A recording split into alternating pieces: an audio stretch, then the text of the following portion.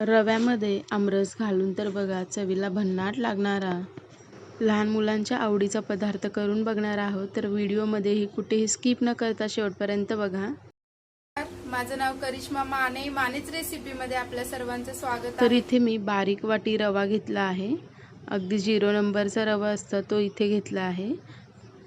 4 हिरवी इलायची घेतली आहे। इथे साल न काढताच हिरवी इलायची मिक्सरच्या भांड्यात घालून घेतली आहे। 1 वाटी साखर घेतली आहे।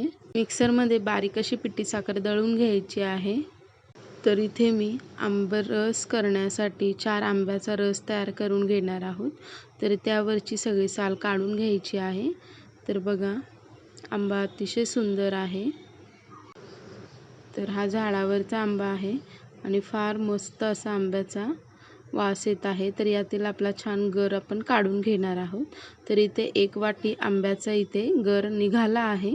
तर हा सुद्धा आपल्याला याच मिक्सरच्या भांड्यामध्ये अगदी बारीक पल्प होईपर्यंत फिरून घ्यायचा आहे। यामध्ये थोडंसं दूध टाकून आपल्याला हे पल्प छान असं फिरवून घ्यायचं आहे।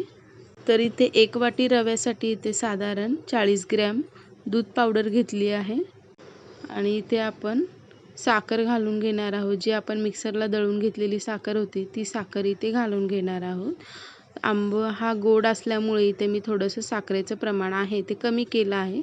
साधारण 100 ग्रॅम इथे पिठी साखर वापरली आहे। तर मँगोचा पल्प आपला छान निघाला आहे। तर आपण हा मँगोचा पल्प आहे ना यामध्ये घालून घेणार आहोत। तर सगळं असा तर इथे साधारण आंबे छोटे असल्यामुळे मी 4 आंब्याचा प्युरी काढून घेतली होती। तर तुमच्याकडे मोठा आंबा असेल तर 1 आंब्याची प्युरी बस होते। तर आपल्याला हे आंब्याची प्युरी जी आहे ती छान या रव्यामध्ये छान अशी मिक्स करून घ्यायची आहे। तर यामध्ये पाण्याचा वापर न करता दुधानेच आपल्याला हे रवा आमरस छान असं भिजवून घ्यायचं आहे। तुम्हाला दूध वापरायचं नसेल तर तुम्ही पाणीसुद्धा वापरू शकता। तर यामध्ये 2 चमचे तेल घालून घ्यायचं आहे। तेल सगळं छान या रव्यामध्ये आणि आमरसामध्ये छान असं मिक्स करून घ्यायचं आहे। एकाच डायरेक्शनने छान असं फेटून घ्यायचं आहे।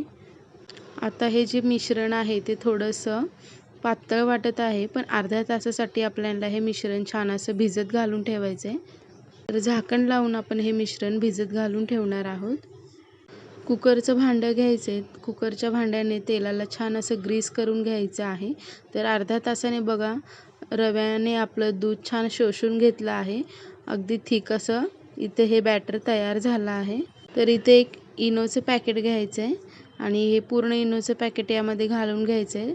इनो थोडासा फर्मेट होण्यासाठी थोडंसं पाणी घालून घ्यायचं आहे आणि एका डायरेक्शनने आपल्याला यामध्ये हा इनो छान असा मिक्स करून घ्यायचा आहे। अगदी फ्लफी असं होईल अशा पद्धतीने इथं मिक्स करून घेणार आहोत। छान फ्लफी झाल्यावर काय करायचं आहे आपलं तेल लावून घेतलेलं कुकरचा डबा घ्यायचा आणि त्यामध्ये आपल्याला हे सर्व मिश्रण ओतून घ्यायचं आहे। सगळं मिश्रण ओतून घेतल्यानंतर कुकरच्या भांड्याला 2-3-4 वेळा असं टॅप करून घ्यायचं आहे। गॅसवर कुकर आधीच गरम होण्यासाठी ठेवलं होतं म्हणजे कुकर आपलं छान प्रीहीट झाला आहे। कुकरमध्ये हा केकचा डबा ठेवून घेणार आहोत आणि साधारण 25 ते 30 मिनिटं आपल्याला हा आंब्याचा केक बेक होण्यासाठी ठेवायचा आहे। कुकरवरची मी रबर आणि शिटी दोन्हीही काढून घेतली आहे आणि 25 ते 30 मिनिटानंतर आपण हे झाकण उघडून बघणार आहोत। सुरुवातीच्या 10 मिनिटं गॅस मोठा ठेवला होता आणि त्यानंतर पूर्ण मंद असा ठेवून साधारण 15 ते 30 मिनिटं मी इथे हा केक छान बेक करून घेतला आहे। तर इथे बघू शकता केक आपला छान भांड्यातून अगदी अलगदपणे निघाला आहे। केकला रंग फार सुंदर आला आहे। केक असा स्पॉन्जी आणि जाळीदार देखील झाला आहे। तर इथे मी तुम्हाला केक कट करून सुद्धा दाखवते। तर बघू शकता इथे अगदी मऊ लुसलुशीत स्पॉन्जी असा झाला आहे। कोणत्याही मैद्याचा वापर न करता इथे झटपट लहान मुलांसाठी हेल्दी असा इथे केक आपण तयार करून घेतला आहे। व्हिडिओ कसा वाटला आहे कमेंट करून नक्की सांगा। जर व्हिडिओ खूप जास्त आवडला असेल तर तुमच्या मित्रमैत्रिणींपर्यंत नक्की शेअर करा। तर इथे बघू शकता केक आपला छान जाळीदार आणि स्पॉन्जी असा झाला आहे। चवीला तर खूप सुंदर असा हा केक लागतोय। तर लहान मुलांच्या छोटे भुकेसाठी तुम्ही अशा पद्धतीचा केक घरी नक्कीच ट्राय करून बघा। साधारण 5 ते 6 दिवससुद्धा टिकतो आणि फ्रीजमध्ये ठेवलात तर 10 ते 15 दिवससुद्धा हा केक टिकतो. रेसिपी आवडली असेल तर माने रेसिपी सोलापूरच्या चॅनेलला नक्की सबस्क्राईब करा आणि रेसिपी खूप जास्त आवडली असेल तर समोर असलेल्या बेल आयकॉन बटनला प्रेस करून माने रेसिपीचे नवनवीन नोटिफिकेशन सहजसे मिळवत राहा.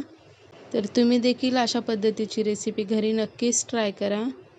आंब्याचा सीझन चालू आहे. मुलांसाठी हा हेल्दी केक घरी नक्कीच केला पाहिजे. रेसिपी ही करायला सोपी, खायला सोपी आणि झटपट देखील होते. म्हणून म्हणते मंडळी, जर रेसिपी खूप जास्त आवडली असेल तर एक लाईक आणि कमेंट देखील करायला विसरू नका. आणि असेच आपण आंब्याचे नवनवीन रेसिपीसुद्धा बघणार आहोत. तर समोर असलेले बेल आयकॉनचं बटन नक्कीच प्रेस करून ठेवा म्हणजे नोटिफिकेशन सहजसे मिळत राहतील तुम्हाला.